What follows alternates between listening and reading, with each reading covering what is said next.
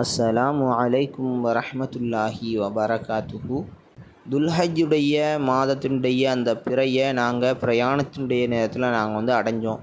அந்த நேரத்தில் நபி ஸல்லல்லாஹு அலைஹி வஸல்லம் சொல்கிறாங்க, யாரெல்லாம் உம்ரா செய்ய விரும்புகிறீங்களோ அவங்களாம் உம்ராவுக்காக என்ன பண்ணுங்க, இஹ்ராம் அணிஞ்சு கொள்ளுங்க அப்படின்னு சொல்லிட்டு நபி ஸல்லல்லாஹு அலைஹி வஸல்லம் சொல்கிறாங்க. நான் என்னோட பிராணியை அறுத்து கொடுக்கக்கூடிய அந்த பிராணியை நான் கொண்டு வரலைன்னு சொன்னால் நானும் உம்ராவுக்காக என்ன பண்ணியிருப்பேன், இஹ்ராம் உடைய அணிஞ்சிருப்பேன் அப்படின்னு சொல்லி நபி ஸல்லல்லாஹு அலைஹி வஸல்லம் சொல்கிறாங்க. சொன்ன உடனே அங்குள்ள மக்களில் சில பேர் என்ன பண்ணுறாங்கன்னு சொன்னால் உம்ராவுக்காக இஹ்ராம் உடைய அணியிறாங்க. வேறு சில மக்கள் என்ன பண்ணுறாங்கன்னு சொன்னால் ஹஜ்ஜுக்காக இஹ்ராம் உடைய அணியிறாங்க. இந்த நிலைமையில் ஆயிஷா ரலியல்லாஹு அன்ஹா அவங்க என்ன பண்ணுறாங்கன்னு சொன்னால் அவங்க உம்ராவுக்காக இஹ்ராம் உடைய அணிந்து அவங்களோட சேர்ந்து போகிறாங்க.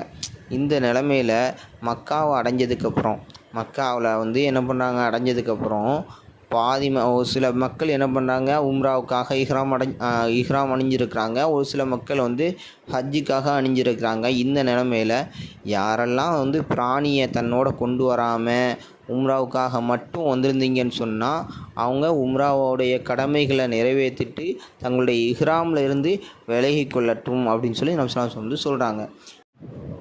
இதுக்கப்புறம் என்ன சொல்கிறாங்கன்னு சொன்னால், யாரெல்லாம் தன்னோட குர்பானி பிராணியையும் கொண்டு யாரெல்லாம் உம்ராவுக்காக நியத்து வச்சு தன்னோட பிராணியையும் கொண்டு வந்திருந்தீங்கன்னு சொன்னால் அவங்க என்ன பண்ணட்டும், 10வது நாளாக இருக்கக்கூடிய குர்பானியை அறுக்கக்கூடிய நாள் வரைக்கும் தங்களுடைய இஹ்ராம் அகற்ற வேண்டாம், கலத்த வேண்டாம் அப்படின்னு சொல்கிறாங்க.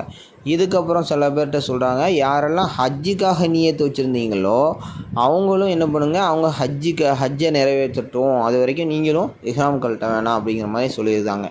சொன்னதுக்கப்புறம் இது எல்லாம் கேட்டுட்டு சொல்லிகிட்டு இருக்கும்போதே ஆயிஷா ரலியல்லாஹு அன்ஹா அவங்களுக்கு மாதவிடாய் ஏற்பட்டது. அது எந்த அளவுக்குன்னு சொன்னால் அவங்களுக்கு அரஃபாவுடைய நாள் வரைக்கும் அவங்களுக்கு அந்த மாதவிடாய் ஏற்பட்டது. அதுக்கப்புறம் இதை உம்ராவுடைய இஹ்ராமில் இருக்கிறதுனால இதை பற்றி நம்ம சட்டம் கேட்டாகணும் அப்படின்னு சொல்லிட்டு நபி ஸல்லல்லாஹு அலைஹி வஸல்லம் இந்த விஷயத்தை தெரிவிக்கிறாங்க. தெரிவித்த உடனே நபி ஸல்லல்லாஹு அலைஹி வஸல்லம் சொல்கிறாங்க, உங்களுடைய உம்ராவை விட்டுட்டு என்ன பண்ணுங்கள், ஹஜ்ஜுக்காக இஹ்ராம் கட்டி கொள்ளுங்க அப்படின்னு சொல்லி நபி ஸல்லல்லாஹு அலைஹி வஸல்லம் சொல்கிறாங்க.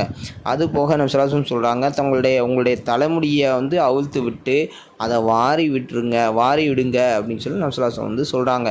அதுக்கப்புறமா இவங்க அதே மாதிரி நபி ஸல்லல்லாஹு அலைஹி வஸல்லம் சொன்னதை ஃபாலோ பண்ணி என்ன பண்ணுறாங்க, ஹஜ்ஜுக்காக இஹ்ராம் கட்டுறாங்க. அதே மாதிரி ஹஜ்ஜையும் நல்ல முறையில் நிறைவேற்றுறாங்க.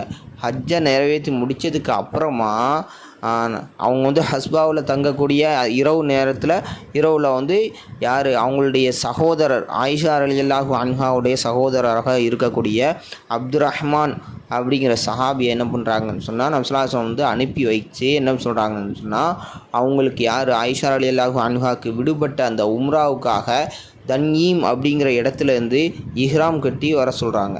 ஆயிஷா ரலியல்லாஹு அன்ஹா இந்த ஹதீஸை அறிவிக்கிறாங்க.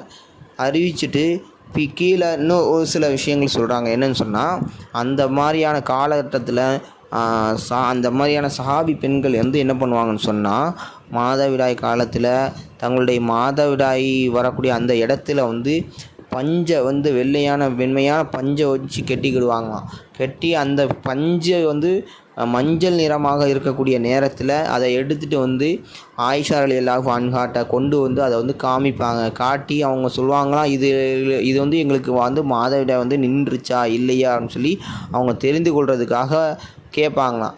ஆனால் ஆயிஷா ரலியல்லாஹு அன்ஹா சொல்லுவாங்களாம் என்னென்னா, அந்த பஞ்சு வெண்மையான நிறம் வரக்கூடிய நேரம் வரைக்கும் நீங்கள் என்ன பண்ணிடாதீங்க, நான் மாதவிடாயிலேருந்து சுத்தமாகிட்டேன்னு சொல்லி நீங்களே என்ன பண்ணிடாதீங்க, நினச்சி கொள்ளாதீங்க அப்படின்னு சொல்லி அவங்க ஆயிஷா ரலியல்லாஹு அன்ஹா சொல்லுவாங்களாம்.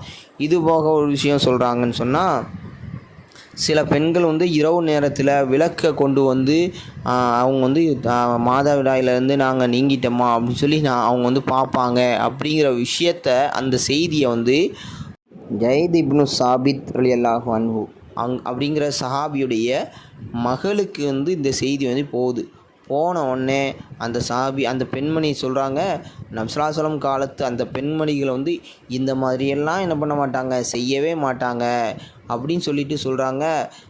இப்படி செய்யக்கூடிய அந்த பெண்களையும் என்ன பண்ணாங்க அப்படி சொல்லிட்டு அந்த பெண்களையும் இந்த மாதிரி செய்யக்கூடிய பெண்களையும் குறை சொன்னாங்கன்னு சொல்லி இந்த ஹதீஸில் வந்து சொல்லப்படுது.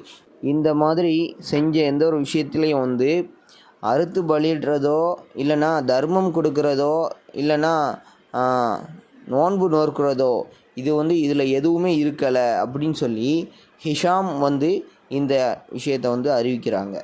இது வந்து புகாரியினுடைய 317வது 319வது ஹதீஸாக இருக்குது. அஸ்ஸலாமு அலைக்கும் வரஹ்மத்துல்லாஹி வபரகாத்துஹு. லைக் பண்ணுங்கள், கமெண்ட் பண்ணுங்கள், ஷேர் பண்ணுங்கள், மறக்காமல் சப்ஸ்கிரைப் பண்ணுங்கள். பக்கத்தில் இருக்கிற பெல் ஐக்கானை கிளிக் பண்ணுங்கள். அப்போ தான் நான் போடுற ஒவ்வொரு பயானும் உங்களுக்கு நோட்டிஃபிகேஷனாக வரும். அஸ்ஸலாமு அலைக்கும் வரஹ்மத்துல்லாஹி வபரகாத்துஹு.